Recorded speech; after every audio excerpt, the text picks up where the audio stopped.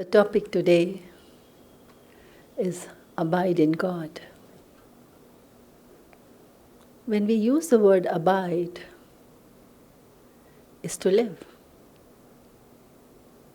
So, to live in God, to live in His presence,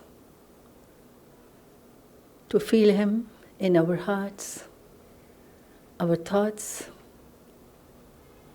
in everything that we do. Abiding in God means we abide in God, and His words abide in us. By words, it means not only His spoken words, but His vibrations, His consciousness.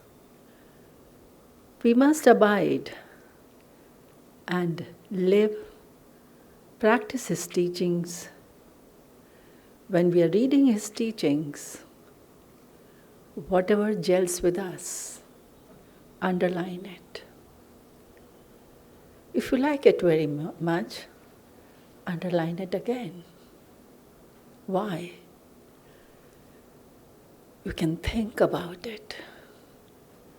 You can analyze that thought which has taken a place in your heart. You can understand it more deeply, and the purpose will be to bring it in your daily life. We meditate, we get the divine joy, the divine peace. We listen to the talks, we read. But what is the ultimate purpose? Whatever ecstasy, peace, joy, love that we experience is not only meant for those moments. We have to bring them into every moment of our lives. There was a disciple who took many pictures of Swami Yogananda and pasted them all over. Yoganandaji said to him, "Why do you take so many pictures of these bones? What are we? Bones and flesh." So he said, if you really want to know me, if you really want to get to know me in meditation. When the mind and the heart are still, I will reach out to you and you connect with me, and a dialogue, a relationship begins. That's the time. The relationship continues every moment, every hour, every day, and the intensity of that relationship with the daily practice magnifies. When it magnifies, in the beginning, for us, it is an effort, but when it deepens, it doesn't let go of us. It pulls us. In the beginning, it's an effort. Later, we want to do it, and if we don't do it, we miss it. That's what abiding in God means, and it does to us.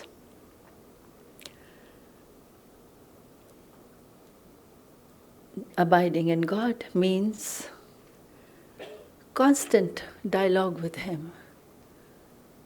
What do you think I should do in this situation? What do you think should be the topic of the satsang? Of course, Chika chose it, but still, he chose it. I'm going to make some soup, random thing. What should be the ingredients? Point is, he's part of every bit of us. So, the only one thing that the God doesn't like is when we ignore Him. And how do we ignore Him? When we are going to do some action, somewhere here, somewhere in the gut it says, Don't do it. It's not right. Just because we want instant gratification, we silence it and go ahead and do it. And that's what he doesn't like. There's a group of scholars who went to a religious teacher, and the teacher asked them, where does God dwell? They were like, the scholars felt, oh, such an easy question. God is everywhere. God is in everyone. And the teacher said, no, wrong. God dwells where man lets him in. God will dwell in my thoughts if I bring him in. God will dwell in my love, in my heart, if I vacate my heart, throw out the negativity, empty it, clean it, rinse it with Ganga Jal, put some roses and say, God, come in. Then he knows, I have prepared for him. I feel for him. I wait for him. And then he comes. That's how we prepare for him. One disciple asked Yoganandaji, teach me how to love you the way you love me. Yoganandaji replied saying, how can a little cup hold the whole ocean? What was the point? Our hearts at the moment are so much engrossed with our own self, with our own likes and dislikes, with our own habits, that there's no place left for the God. As I said, expand it, remove those things, empty it out for him to come and shine and light a candle in the heart, in the temple of your heart. Then he'll come. God sends us tests in the areas where we need development. God doesn't appear through the clouds and say, my child, these are the things that are wrong in you, A, B, C, D. He doesn't come like that. He says, he rather creates those opportunities where we can correct ourselves. So when the tests come, remember, he loves us and he's created this opportunity which doesn't feel good to the human body and to the human mind, but he's trying to raise the bar of our consciousness. We are here to raise the bar. We are not here just to eat, have good fun, go to the coffee shop and watch TV. No, that's not life. Life is to raise our bar of the consciousness. It's important, how do we fill our fillers? We do activities and there are short breaks, free time, when we feel, oh, my meditation done, my EE done, my cooking done, I'm free now. But the Divine says, it's more, how we are going to progress in our lives is how we fill these fillers. Do I just call a friend, chat? I go and watch TV, I watch on YouTube, or I just sit in a coffee shop, have coffee, or I do that, but in a limited quantity, 15%, 30%, but 50, 60%, I again sit down, sit in silence, sit in front of him. All these divine gurus in silence, maybe with a cup of tea, but exchange vibrations with them, and then feel the joy.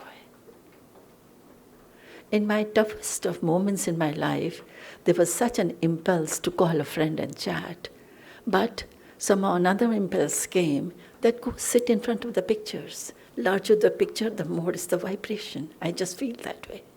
Sit in front.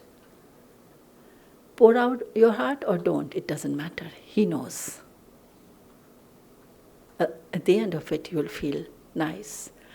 An important thing is, We also need to develop spiritual qualities of heart that will help us in abiding in God. Qualities such as courage, faith, overcoming moods, devotion, humility, attunement, and so on. The key point is when we cultivate a grateful heart, we in turn automatically help to develop these spiritual qualities. When we express our gratitude to the divine, express gratitude for giving us the human incarnation, for giving us the self-realized gurus, for bringing us on this path of Kriya Yoga is a huge thing. What a gift, blessing it is to be here in Ananda and practicing these things. So there was a young monk who meditated and he had a strong relationship with the Divine Mother, with God. But suddenly he felt he had lost that connection with the gurus. Nothing seemed to help him. He was going through a very dry phase. Around the same time, a group of monastics came to his city and they were holding some classes. He went to the classes in desperation to get back his relationship with the divine. In one of the classes, one of the teachers made a statement. The teacher said, "Cultivating gratitude is a very powerful tool to cultivate devotion." Cultivating gratitude is a very powerful tool to cultivate devotion. It somehow struck him home. He went home and started thinking, what are the things that I have taken for granted? What are the things that I should be grateful about? A peaceful home or a nice home, nice meal, clothes. I can go to a meditation center, things like that. We ignore them. We just think, yeah, I have a nice home. What's the big deal? It is a big deal. It is a big blessing. To have a group of friends, Guru Bhais like this, is a big deal. So, lo and behold, when he expressed his gratitude to the God, within a short time, his devotion, which he had thought he had lost, the connection which he thought he had lost, came back. Through thinking of things in his life perhaps he had taken for granted, and through the experience expressing his appreciation in his heart, he was able to awaken that friendship with God and Gurus that he thought was gone. He said, I never have forgotten that, and even today when he said, I feel lost or dry in my sadhana, I sit and think in my heart, what are the things I should be grateful for? We always miss the things that we want, but we never feel gratitude for the things that we have. It's a very important thought. God doesn't need our gratitude. He is all sufficient. But when we give our thanks, it is to our own benefit, because what happens in me, it opens up our own channels of our lives to receive God's bounty and grace. By expressing our love, our gratitude, we open our own channels to receive God's grace and bounty. So, abide in God whenever you can.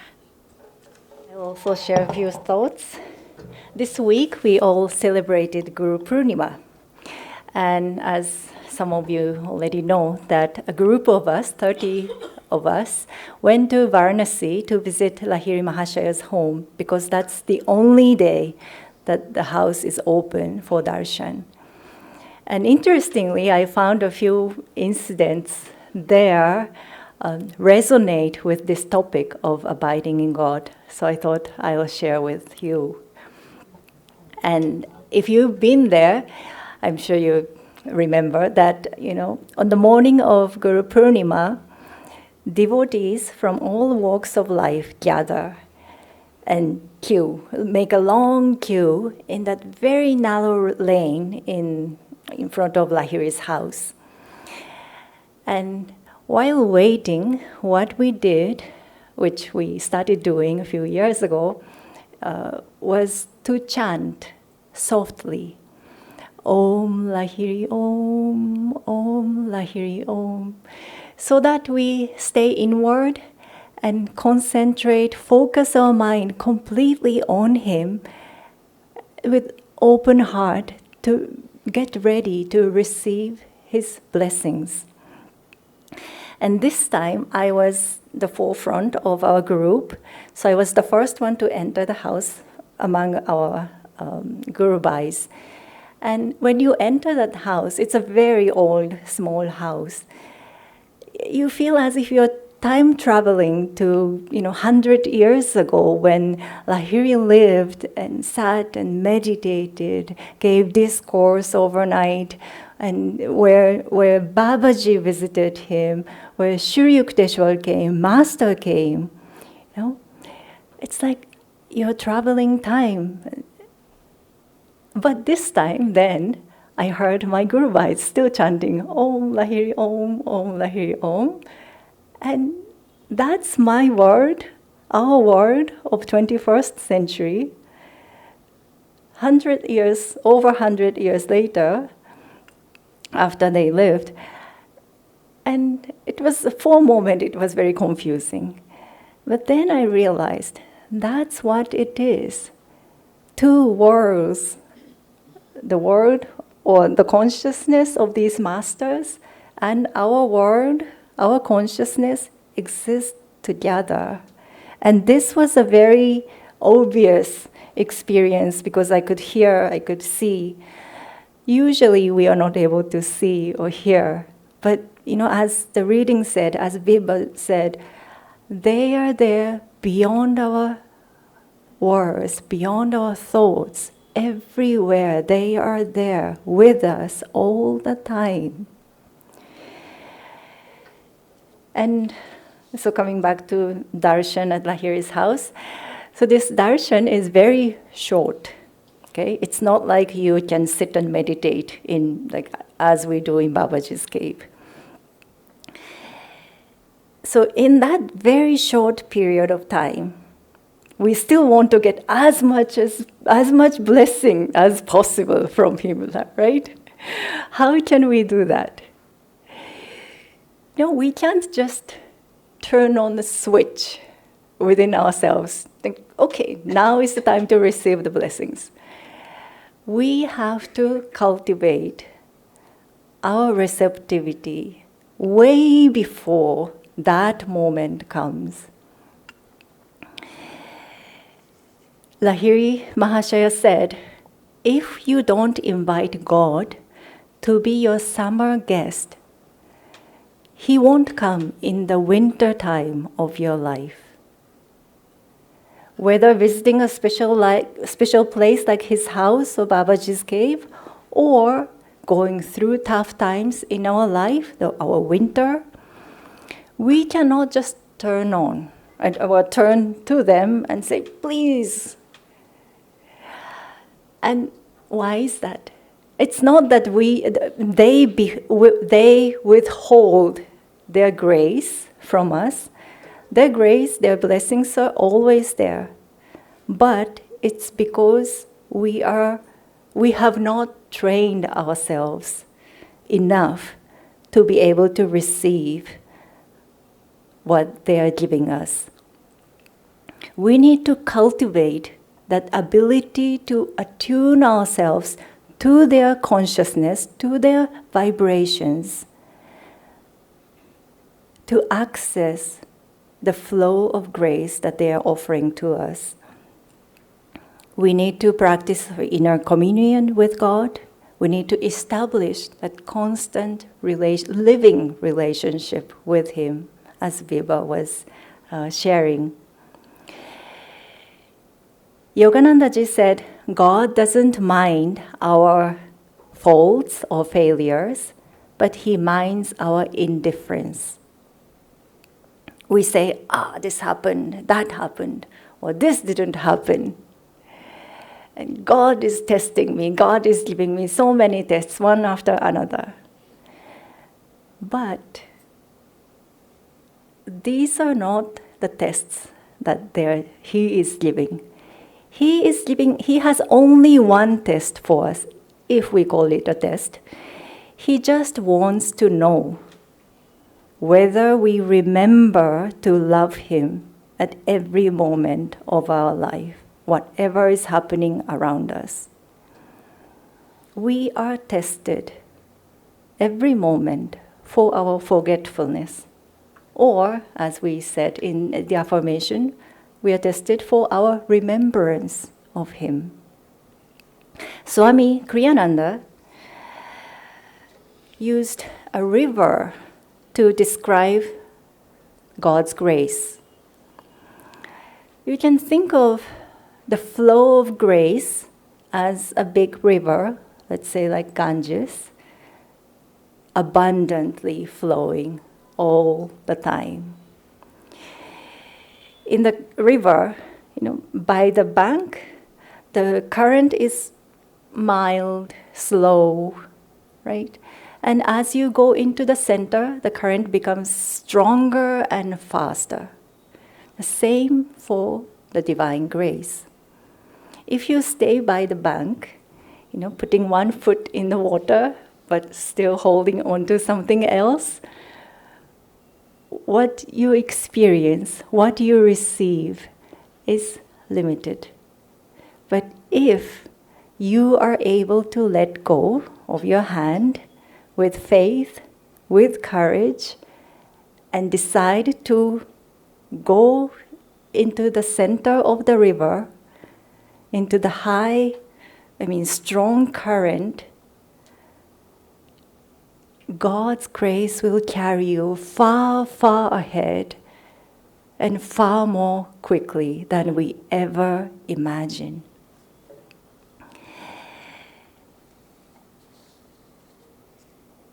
When, a pilgrimage like this one that I went, when pilgrimage comes to an end, we naturally feel sad that missing those moments, all these uplifted moments are now gone. Or maybe when you're leaving from here after satsang, you feel that, now this time is gone. I have to survive one more week to experience this again. But it doesn't have to be so.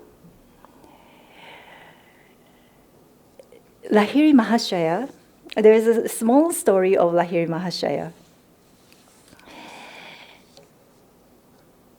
A woman disciple came to him and asked for a photograph, his photograph. And Lahiri Mahashaya gave it to her, but he said, if you deem it a protection, then it is so. Otherwise, it is only a picture. If you deem it so, if you deem it a protection, then it is so. As today's reading said, if you abide in me, and my words abide in you, you shall ask what you will, and it will be done unto you. Okay? So it is up to us. If we consciously live with him, attune ourselves to his vibration wherever we are, then we can receive a protection even from a small picture. So, when you go home, don't be discouraged. Remember Yoganandaji's words. He also said, to those who think me near, I will be near. So let us focus our mind, focus our heart, one-pointedly on our Guru, on Divine Mother, wherever we go. And then the distance doesn't matter, the time doesn't matter. They will be always with us. Okay. Jai Guru.